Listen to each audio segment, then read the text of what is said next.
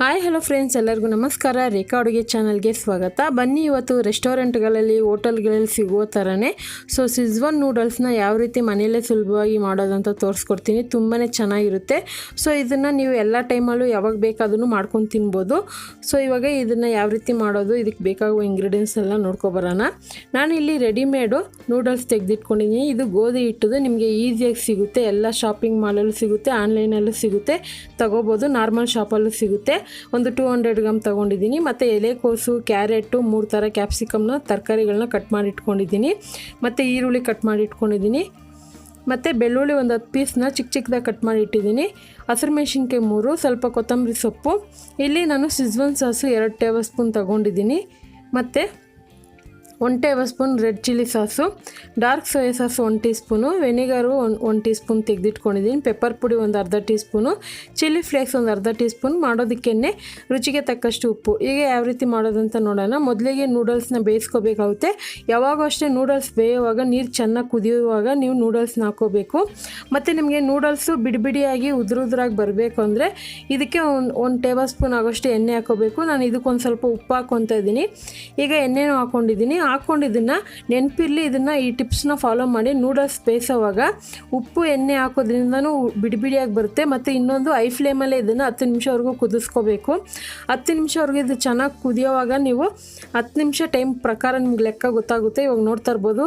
ಇದೊಂದು 80% ಬೆಂದಿರುತ್ತೆ, ಸಾಕು. ಯಾಕಂದರೆ ನಾವು ಮತ್ತೆ ಇದನ್ನು ಫ್ರೈ ಮಾಡೋವಾಗೂ ಬೇಯಿಸ್ಕೊತೀರಲ್ವ, ಯಾಕಂದರೆ ಇದು ಒಂದು ಸ್ವಲ್ಪ ಸ್ಟೀಮಾಗಿ ಬಿಸಿಯಾಗೇ ಇರುತ್ತೆ ನಾವು ಮಾಡೋವಾಗ.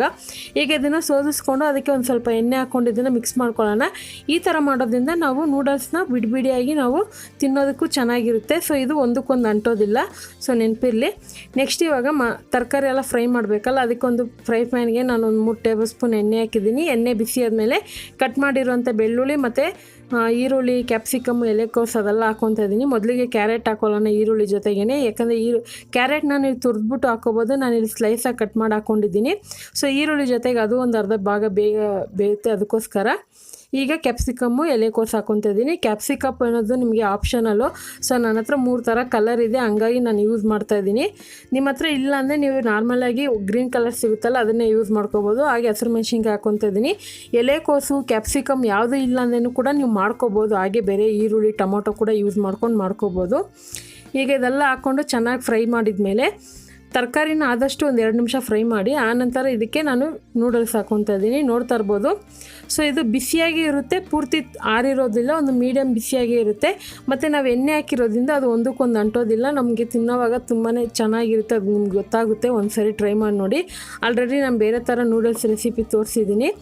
ಈಗ ಇದಕ್ಕೆ ನಾನು ಪೆಪ್ಪರ್ ಪುಡಿ ಮತ್ತು Schezwan sauce, red chilli sauce ಮತ್ತು ಸೋಯಾ ಸಾಸು, ವೆನಿಗರ್ ಹಾಕ್ಕೊತಾ ಇದ್ದೀನಿ. ನಿಮ್ಮ ಹತ್ರ ಏನಾದರೂ ವೆನಿಗರ್ ಇಲ್ಲ ಅಂದರೆ ಸ್ಕಿಪ್ ಮಾಡ್ಕೊಳ್ಳಿ. ಬಟ್ ಸೋಯಾ ಸಾಸ್ ಹಾಕಿದ್ರೆ ಒಂದು ಟೇಸ್ಟ್ ಚೆನ್ನಾಗಿರುತ್ತೆ, ಅದಕ್ಕೋಸ್ಕರ ಹೇಳ್ತಾ ಇದ್ದೀನಿ.